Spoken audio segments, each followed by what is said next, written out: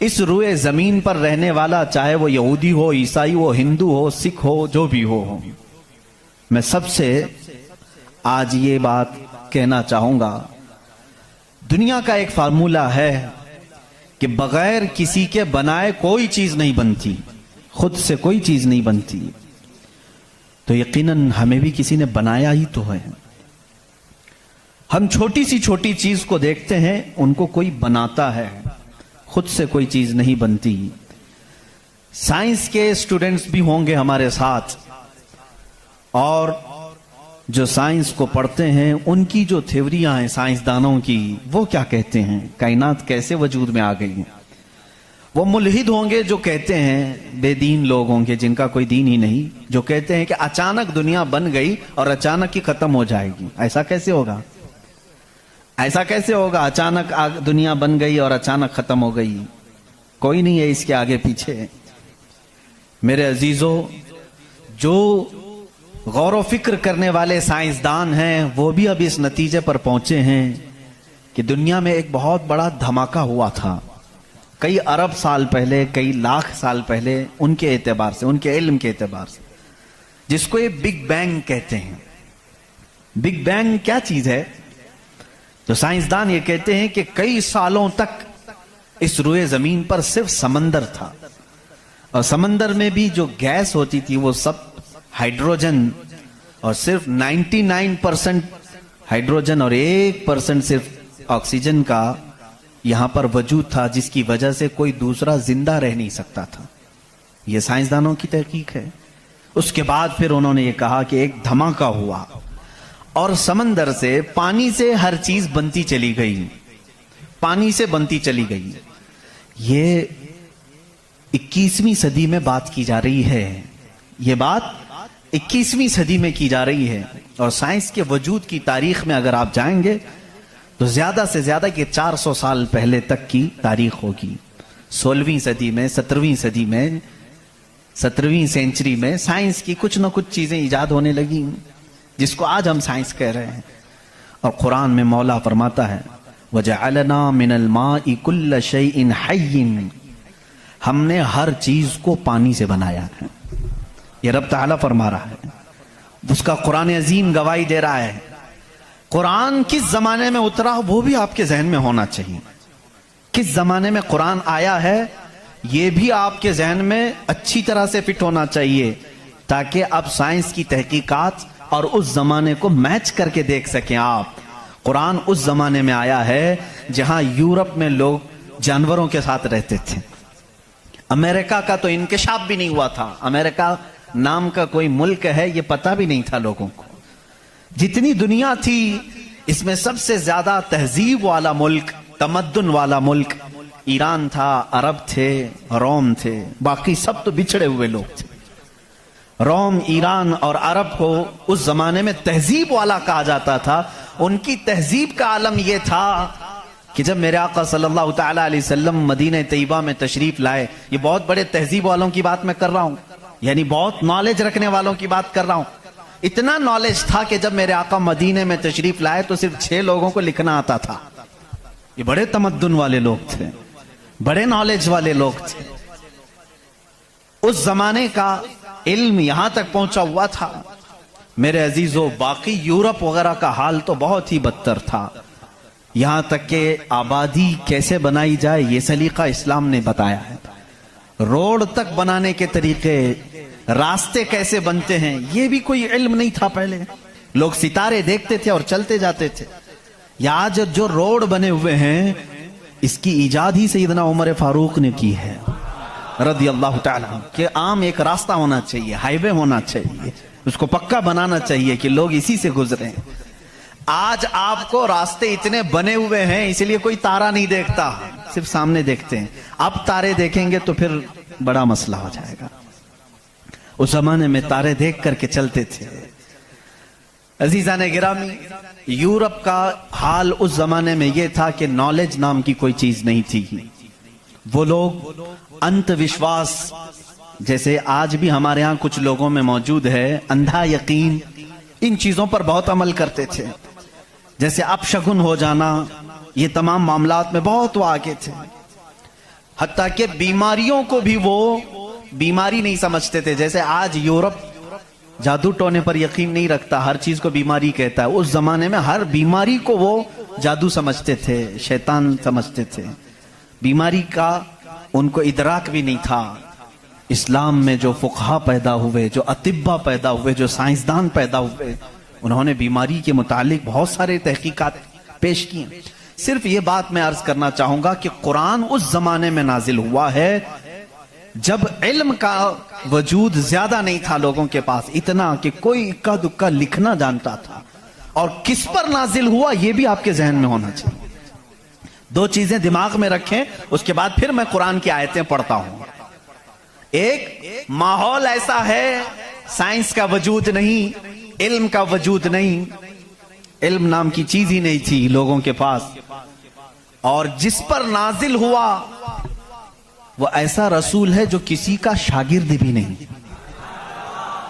कोई उस्ताद नहीं, मुहम्मदुर रसूलुल्लाह सल्लल्लाहु तआला अलैहि वसल्लम। उन पर कुरान नाजिल हुआ, ऐसे माहौल में नाजिल हुआ जब कोई इल्म जानने वाला नहीं था। और जिस पर नाजिल हुआ वो किसी यूनिवर्सिटी से पढ़ा, किसी कॉलेज से पढ़ा, किसी मदरसे से पढ़ा हुआ रसूल नहीं। उस रसूल का मुअल्लिम और उस्ताद सिर्फ खालिक कायनात है। जिब्राइल अलैहिस्सलातु तस्लीम का भी सिर्फ इतना काम रहा है, जो रब ने हुक्म दिया उतना ही पहुंचा दिया। बल्कि बहुत सारी कुरान की बातें ऐसी हैं जो जिब्राइल पहुंचा तो गए लेकिन उसका इल्म उन्हें भी नहीं दिया गया, उन्हें भी नहीं दिया गया। अब ये दो बातें किसी को भी चैलेंज करके बता देना, तारीख की सच्चाइयां इस बात का इनकार नहीं कर सकती। अपने तो अपने, गैरों ने भी हुजूर की तारीख लिखी है और सबों ने इकरार किया है कि मोहम्मद सल्लल्लाहु अलैहि वसल्लम एक ऐसे प्रॉफिट हैं जो पूरी जिंदगी भर किसी उस्ताद के पास गए नहीं, किसी उस्ताद के पास गए नहीं। और ये भी हिकमत है मेरे मौला की, इसीलिए हम उस रसूल को अन्नबीयुल उम्मी कहते हैं। उम्मी का मतलब कुछ बेवकूफ लोग आज के जमाने के जो बदअकीदा हैं वो अनपढ़ करते हैं। रसूल अनपढ़ थे, माअज़ल्लाह। बेवकूफो तुम्हें मालूम नहीं, उम्मी का मतलब होता है किसी से पढ़ा हुआ नहीं। अनपढ़ में और किसी से ना पढ़ा हुआ होने में बहुत बड़ा फर्क है। ये दो बातें जहन में रखो। कुरान किस माहौल में नाजिल हुआ और जिस पर नाजिल हुआ वो किसी का शागिर्द नहीं। अब इसकी बातें जब हम बयान करते हैं, साइंसदानों की आंखें फटी की फटी रह जाती हैं।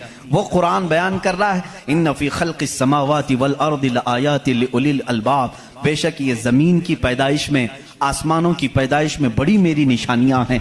अल्लाह फरमा रहा है, रात को हम जाइल करते हैं, उसी से दिन निकालते हैं। कुरान ये कह रहा है, वजअलना मिनस समाई, आसमान से अल्लाह तबारक व तआला ने, वजअलना समा सक़फ़न महफूज़ा, कुरान कहता है हमने आसमान को एक महफूज छत बनाया है। कुरान ये कह रहा है आसमान और जमीन मिले हुए थे, हमने दोनों को फाड़ करके अलग कर दिया और दोनों के मुंह खोल दिया। ये कुरान उस जमाने में कह रहा है। इल्म फलकियात जिसको एस्ट्रोनॉमी कहते हैं, इल्म अर्दियात जिसको जियो फिजिक कहा जाता है, जमीन के मामलात, आसमान के मामलात जानने वाला उस जमाने में कोई नहीं। उस वक्त कुरान कह रहा है आसमान और जमीन मिले हुए थे, हम दोनों को फाड़ दिए, हमने उन दोनों को फाड़ दिया और दोनों के मुंह को खोल दिया। अब का साइंस कहता है जमीन और आसमान को देखने के बाद ऐसा लगता है कि ये गैलेक्सी में मिला हुआ एक सैयारा था और ये फिर जमाने के बदलते बदलते आसमान अलग हो गया, जमीन अलग हो गई। अब का साइंस ये कहता है। और फिर ये बंद नहीं है, जैसे हमारी छत बंद है, ऊपर से पानी डालो तो नीचे कुछ नहीं आएगा, नीचे के फर्शी भी बंद है, नीचे जमीन से कोई चीज यहां मस्जिद में नहीं निकलेगी। साइंस अब ये कह रहा है आसमान में जगह जगह सुराख हैं, मुंह खुला हुआ है, जमीन में भी जगह जगह सुराख हैं, दिखने वाले नहीं, ये खुला हुआ है। इसका मतलब मैं भी समझ नहीं पाया था, आसमान खुला हुआ है, जमीन खुला हुआ, मुंह खुला हुआ है, क्या मतलब? कहा कि अल्लाह ताला जब चाहे आसमानों पर पानी डाले तो अपना मुंह खोलता है, बारिश बरसती है, और जमीन का मुंह खुला है। इसका मतलब यह है तुम जहां पर भी, जितनी गहराई में भी जमीन के बीज डालो, इसका मुंह खुला है, वो सीना फाड़ कर बाहर आता है। अगर जमीन बंद होती तो कोई चीज जमीन से बाहर नहीं निकलती, जमीन से कोई चीज बाहर निकलती है, इसका मतलब है कि इनके मुंह खुले हुए हैं। साइंस ने अब भी कहा कि आसमान का मुंह खुला हुआ है, जमीन का मुंह खुला हुआ है। कुरान किस माहौल में नाजिल हुआ है, जब साइंस का वजूद नहीं। हाँ, अगर तुम ये कहते शायद मोहम्मद सल्लल्लाहु तआला अलैहि वसल्लम बहुत बड़े किसी साइंसदान के शागिर्द होंगे, तो तुम्हारी तारीख लिखने वाले ही तुम्हारे चेहरे पर जन्नाटेदार थप्पड़ मारेंगे, इसलिए कि वो रसूल अपनी 63 साल जिंदगी में कभी किसी के शागिर्द नहीं हुए, हत्ता के सैयदुल मलाइका के भी वो शागिर्द नहीं हुए। कुरान यही कह रहा है, जमीन की पैदाइश में, आसमान की पैदाइश में मेरी निशानियां हैं। अजीजा ने गिरामी, अब मैं वो निशानियां गिनाऊं, बहुत तवील वक्त दरकार है। कभी आपने महसूस किया कि आसमान अल्लाह की निशानी है? अल्लाह की निशानी है। देखिए, यहां सबसे बड़ी बात, कुरान में कई जगहों पर यह बात आई है, अफला तदब्बरून, अफला यतदब्बरून, अफला ताकिलून, अफला ततफक्करून। इसका मतलब होता है, क्यों तुम गौर फिक्र नहीं करते, क्यों तुम सोचते नहीं, क्यों तुम तहकीक नहीं करते, रिसर्च नहीं करते। रब ताला बार बार ये फरमा रहा है। ये किसके लिए है? मैं उन लोगों के लिए कहता हूं जो एक खुदा को छोड़कर करोड़ों के सामने झुक रहे हैं। मैं उनसे कहता हूं, तुम सोचते क्यों नहीं? कौन है तुम्हें पैदा किया है? कौन है जो तुम्हें बनाया है? कुरान दावत दे रहा है उनको सोचने की। मेरा यकीन ये कहता है, जो भी इंसान इस कायनात में है, अल्लाह ने उसे इतनी अक्ल जरूर अता की है कि अगर वो सोचने पर आ जाए तो अपने रब तक जरूर पहुंचेगा। अगर वो गौर फिक्र करने पर आ जाए तो झूठे खुदाओं को छोड़ देगा। एक सहाबी हैं, हुजूर सल्लल्लाहु तआला अलैहि वसल्लम पर ईमान लाने के बाद वो कहते हैं, हुजूर अय्याम जिहालत में हमारे से 2 ऐसे मामलात हुए, एक वाकया याद करता हूं तो रोना आता है, और एक वाकया याद करता हूं तो हंसी आती है। जिहालत में हम कुछ ऐसे काम करते थे इस्लाम लाने से पहले कि एक वाकया ऐसा है कि हम रो पड़ते हैं याद आती है तो, और एक वाकया ऐसा है कि वो याद आती है तो हंस पड़ते हैं। हुजूर ने पूछा, वो दोनों क्या है? उन्होंने कहा, जिहालत में जब हमारे घर बेटी पैदा होती तो हम उसका गला मरोड़ कर दफन कर देते थे। हमने अपने हाथों से कई बच्चियों को दफन किया, वो जब भी याद आता है तो रो पड़ते हैं, रोना आता है। हंसी किस बात पर आती है? वो कहते हैं, हम जब सफर पर निकलते थे तो हमारे जो खुदा होते थे उनको आटे का बना लेते थे हम, वैसे तो मिट्टी का बनाते हैं और फिर पानी में डुबोते हैं। उनकी ज़ुर्रियत आज भी मौजूद है। अरब वालों में अगर मैं बयान करूं कि हाथों से खुदा बनाए जाते हैं तो उन्हें यकीन नहीं आता। हिंदुस्तान वालों को बहुत जल्दी यकीन आएगा। तो वो सहाबी कहते हैं, हम आटे के बनाते थे। उनके जो खुदा होते थे वो आटे के बनाते थे, क्योंकि मिट्टी का, पत्थर का उठाकर लेकर जाने में बोझल होता था, वजन होता था। इतने बड़े खुदा को कहां लेकर के घूमते रहे।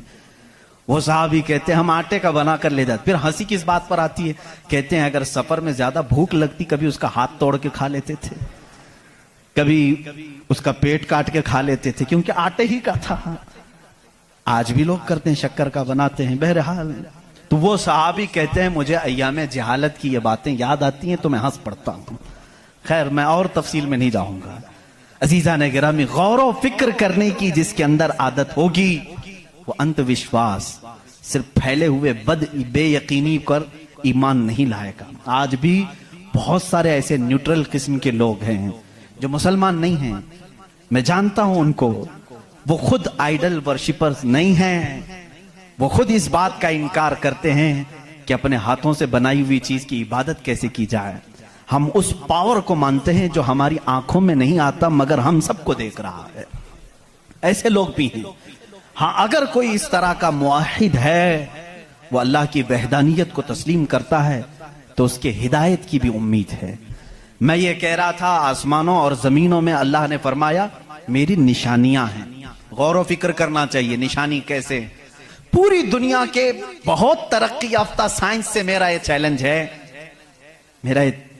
मेरी ये बात का ये चैलेंज है। बहुत तुमने तरक्की की, लेकिन एक ऐसी छत बना करके दिखाओ जिसका कोई पिलर ना हो।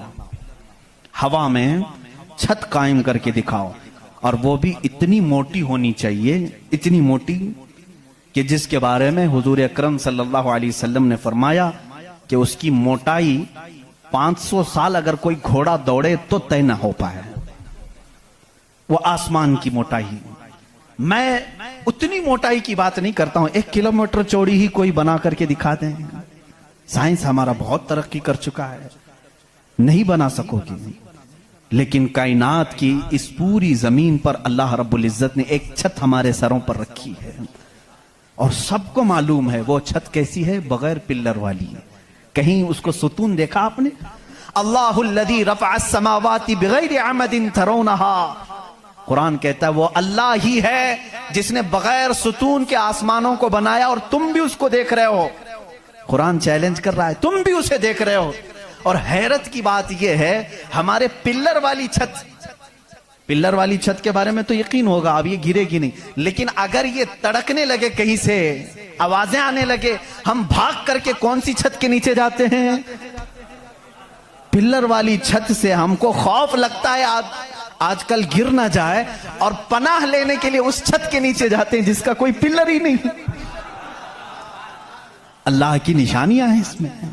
अल्लाह रब्बुल इज्जत फरमाता है तुम देख रहे हो इन आसमानों को हमने कैसे कायम किया है। अब इसकी तहकीकात जो एस्ट्रोनॉमी पढ़े हुए हैं वो जानते होंगे, इल्म फलकियात उसको कहते हैं, आसमानों का इल्म। ये भी अभी सबको पूरा हासिल नहीं हो सका। जो हमारी नजरों में नजर आ रहा है ये तो धुआं है, बादल है। आसमान तक पहुंचने के लिए पता नहीं कितना सफर, और इसमें अल्लाह रब्बुल इज्जत ने सितारों के एक ऐसे झुरमुट को रखा है। आसमान कितना चौड़ा है, कितना लंबा है, गेस कर सकते हैं हम? कभी गेस करेंगे आप? मैं सिर्फ एक हिसाब बताता हूं। उस आसमान में अल्लाह ताला फरमाता है कुल्लुन फी फलकिन यस्बहून, सूरज, चांद, जितने भी गैलेक्सी के स्टार्स हैं, तारे हैं, ये सब आसमान में तैर रहे हैं। अल्लाह फरमा रहा है सूरह यासीन की आयत है, ये सब आसमान में तैर रहे हैं, लटक रहे हैं। अच्छा, जिस पर लटक रहे हैं जाहिर सी बात है वो बड़ा होना चाहिए। अब वो कितना बड़ा होगा? वो छत की चादर कितनी बड़ी जिस पे सूरज भी लटक रहा है, चांद भी लटक रहा है। हमने साइज पूछा साइंसदानों से, साइज पूछा कि ये कितने बड़े बड़े हैं जो आसमान में लटक रहे हैं, तो उन्होंने कहा सबसे करीब जो हमारा सितारा है, सैयारा है, जमीन से जो सबसे करीब सैयारा है वो चांद है।